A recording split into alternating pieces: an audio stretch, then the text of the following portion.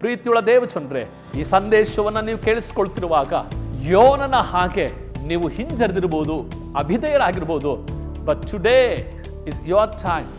ಇದು ನಿನ್ನ ಸಮಯ, ಇದು ನಿನ್ನ ದಿನ. ನೀನು ಕೂಡ ದೇವರ ಕಡೆಗೆ ತಿರುಗಿಕೊಂಡು, ಸ್ವಾಮಿ ನನ್ನನ್ನು ಕ್ಷಮಿಸು, ನಾನು ಅವಿಧೇಯನಾದೆ, ನೀನು ನನ್ನನ್ನು ಕರೆದಂತ ಆ ಕರೆಗೆ ಕಿವಿಗೊಡಲಿಲ್ಲ, ನೀನು ನನಗೆ ಹೇಳಿದಂಥ ವಿಷಯವನ್ನು ನಾನು ಮಾಡಲಿಲ್ಲ, ಈಗಲಾದರೂ ನಿನ್ನೆಡೆಗೆ ತಿರುಗಿಕೊಂಡಿದ್ದೇನೆ, ನನ್ನನ್ನು ಉಪಯೋಗಿಸಿ ಅಂತ ಒಮ್ಮೆ ನೀನು ಪ್ರಾರ್ಥನೆ ಮಾಡು. ನಿನ್ನನ್ನು ಉಪಯೋಗ ಮಾಡಿ ದೇವರು ಲಕ್ಷಾಂತರ ಜನರನ್ನ ಕರ್ತನ ಕಡೆಗೆ ತರುವಂತ ಕೆಲಸವನ್ನು ನಿನ್ನ ಮೂಲಕವಾಗಿ ಮಾಡಲಿಕ್ಕೆ ಬಯಸ್ತೇನೆ. ಇದು ಎಚ್ಚರವಾಗತಕ್ಕಂಥ ಕಾಲ. ವಿಧೇಯತೆ ಎಂಬ ವಿಷಯದಲ್ಲಿ ನಿದ್ರಾವಸ್ಥೆಯಲ್ಲಿರತಕ್ಕಂಥ ದೇವ ಮಕ್ಕಳೇ, ಸಭೆಯೇ, ದೇವಚಂದ್ರೆ, ಕೇಳಿರಿ.